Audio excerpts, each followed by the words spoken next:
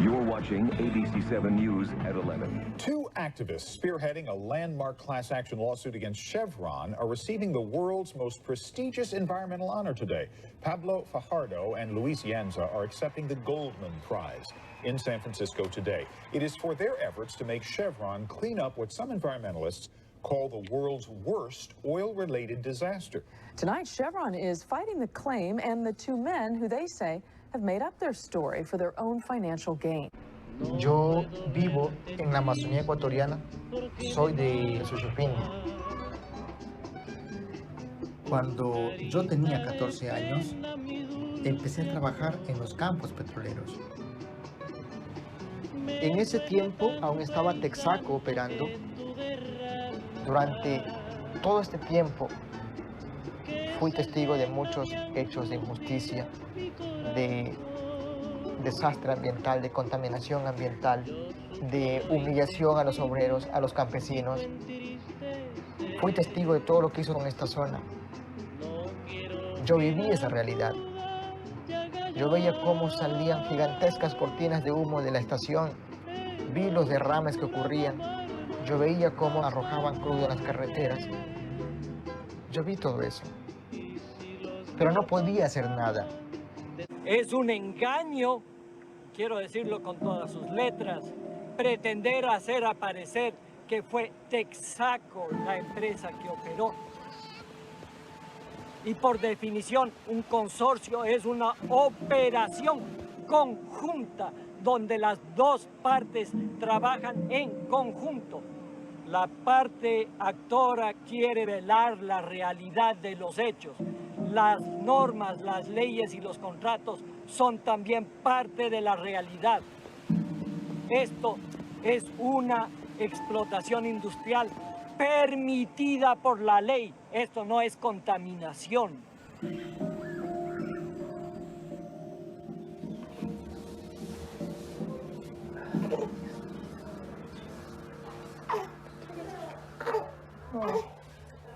Hasta en la cabecita tiene, ¿no? Sí. Mi bella. Y le bañe con agua cocinada, mija. Y le bañe con eso, mija. Ve. Es fatal, pero aún no duermen con esto, ¿no es cierto? Mírele la espaldita, boca abajo, no se pasa. Es muy frecuente esto. ¿Ya? No tiene ni un mes todavía, 20 días. De 20 niños que nacen, a 15, 16 niños les da esto. Pero conforme van consumiendo el agua, parece que los niños van apareciendo con este problema de piel. We do know that skin rashes are certainly an issue in the region. We believe those are due to the fact that there is no sewage treatment anywhere in the area.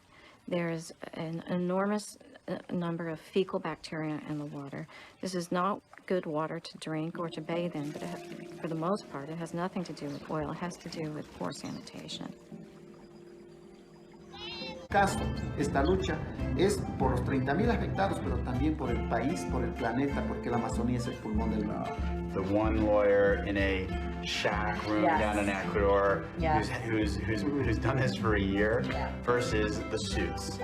Es un caso para sentar precedentes para que este tipo de delitos que cometen las empresas transnacionales que vienen a nuestro país a llevarse los recursos no quede en la impunidad. En este sitio, señor presidente, en esta piscina, la compañía Texaco, luego de reconocer el daño que había causado en el año 96, realizó supuestos trabajos de remediación ambiental. Pero para sorpresa de todos, y como le hemos alegado y se ha probado hasta la saciedad que eso no es verdad, optó por taponar la piscina con tierra sin remediarla absolutamente, con el fin de engañar o cometer un fraude contra el Estado ecuatoriano. My position with regard to the plaintiff's lawyer's accusation that the remediation program was fraudulent is that this is really offensive, is defamatory, and not true. You see, one of the things that we insisted in the settlement agreement signed in 1995 was to have a thorough certification process, site by site. Every single site we went to had to be approved by someone representing the government. Basically, to close a pit required 8 different steps.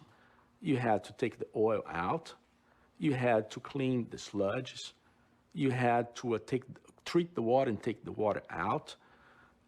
Here you see the water, you had to pass tests of the water. You had to solidify the base. Then you have to put new dirt and revegetate. All these phases had to be approved by the inspectors representing the Republic of Ecuador. We couldn't go from one phase to the other if they say, no, you need to do more here. All this has been also the subject of analytical work conducted by the laboratory of the Central University. So for someone to say that we just push dirt on the spits, it's absolutely untrue. We have tons of photographs before and after. We have tons of certificates, and the record shows that.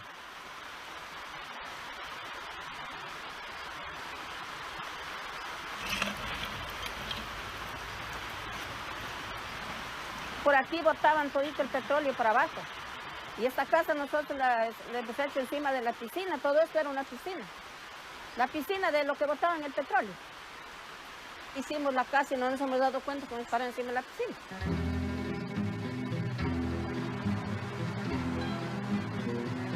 In all the area that Texaco operated, they left 1,000 of these approximately. The majority you don't see anymore because they've covered them up with dirt. Some of them they covered up, and people actually live on top of the dirt that covered them up because they think that because they covered them up, they actually are clean. And it'd be like You mean living they build their houses on top of it? literally on top. You ever seen one of these before? Never seen anything like this. See, if you did this in the United States, you'd probably go to jail. In the United States, we used to say, how much pollution can we clean up? And now what we ask ourselves is, how much pollution do we need to clean up for things to be safe for human health? And so the public may tend to think, oh, if you see something in the environment, it must mean that it's very bad. When in fact, people are exposed to hydrocarbons on a daily basis. The asphalt that is on our roads outside the window here are made from hydrocarbons and made from crude oil. The gasoline we put in our tank, people encounter hydrocarbons on a daily basis. That doesn't mean that those hydrocarbons are going to make you sick. And I know that's difficult to explain. It's because of the science behind it, but there is very proven science behind human health risk assessment, approved by the US EPA, and that's what Chevron's been doing to try to assess whether or not any of these health allegations are true or not. Quisiéramos que se considere la posibilidad de que saber qué tipo de toma de muestras va a hacerse en un lugar determinado y eventualmente nosotros le podamos solicitar que se tomen eventualmente otras muestras distintas en los mismos términos que dice Pablo. Perdón un ratito. Perdóname, pero es que eso no se nos puede hacer. El perito vea ahí en los equipos que están tomando, verifique si es viable o no. Es un pedido, puede negarlo, puede aceptarlo. Pero, o sea, no lo el perito, discutimos. lo que hemos entiendo yo es, él tiene la facultad, la autoridad para decir qué va a hacer y qué no va a hacer. O sea, nosotros no podemos decirle, vea, tome muestra aquí, tome muestra acá. Perdona, pero eso es una cosa privativa de él. Puede escuchar, puede decidir hacerlo o puede no decidir hacerlo. Doctor, permítame, doctor. Cuando iniciamos esta situación, yo les había dicho, justamente es lo que no quiero yo tener y ver estas situaciones de discusiones. Y yo le he manifestado que las únicas muestras que valdrán para el examen pericial es las que yo he tomado. Puedo aceptar una sugerencia, pero no puedo estar yo bajo el criterio suyo. Yo he considerado que aquí se debe tomar. Eso es, abogado. Muchas gracias. This is about fighting hundreds of years of history, you know, in Latin America, and it's about fighting one of the most powerful companies in the world with people who have literally no resources and are some of the most marginalized people on earth. So, you know, it's a completely unequal battle The fact we're in the game is a huge victory. You know, the fact we're having a trial is a miracle. It's historic. This is becoming, like we had always envisioned, a true national issue. It's about a nation that got completely screwed over by an American company, and about a continent, you know, to take it out a little further, that has really never been treated with a whole lot of respect by American corporate power. You know, it's always been seen from United Fruit in Guatemala and the CIA doing a coup there in '54, you know, to Nicaragua with Somoza supported by the Marines, you know, for several decades. It's always been a place that's been seen sort of as the backyard of the United States. And like, it's changing now, you know, and we're riding that wave of change. Los derechos de la gente son irrenunciables y lo que la gente exige es la remediación absoluta de todo el área de contaminación de Texaco. Todo lo que ha dicho el abogado Fajardo en referencia a Texaco debe ser en verdad dicho en relación al consorcio Petroecuador-Texaco, porque ese fue el que explotó estas áreas, no Texaco. Esta estación fue construida absolutamente por Texaco antes de que exista el consorcio.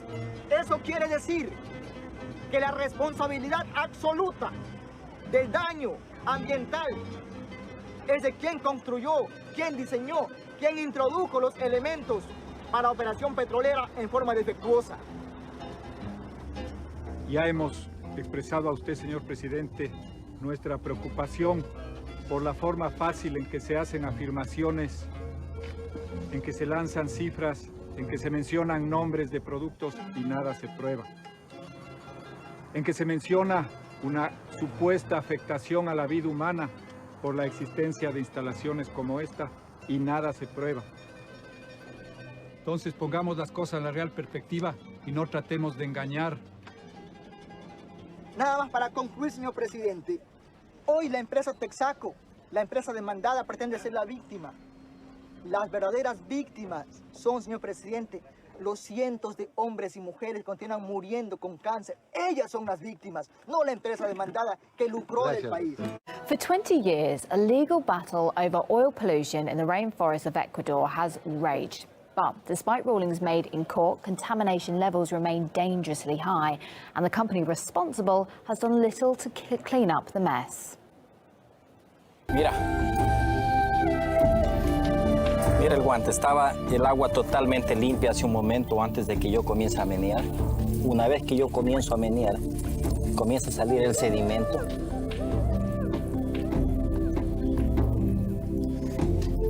Y esto es lo que hay.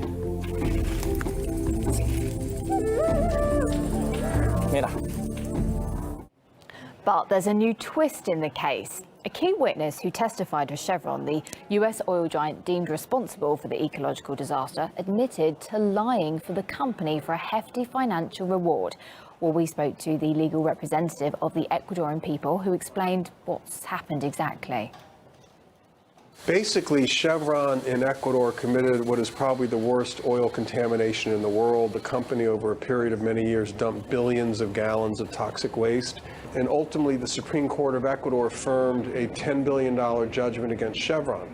Chevron didn't want to pay. So Chevron ended up bribing an Ecuadorian official, paid him $2 million, and this man made up a story that the lawyers for the communities, including myself and others, bribed the trial judge in Ecuador to secure the judgment.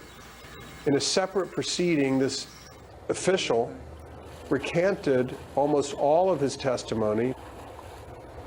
After a protracted legal battle, Chevron was found guilty in Ecuador and ordered to pay around $10 billion to affected villagers. But the ruling was later declared void by a US court because one judge in Ecuador claimed he was bribed by lawyers to testify against Chevron.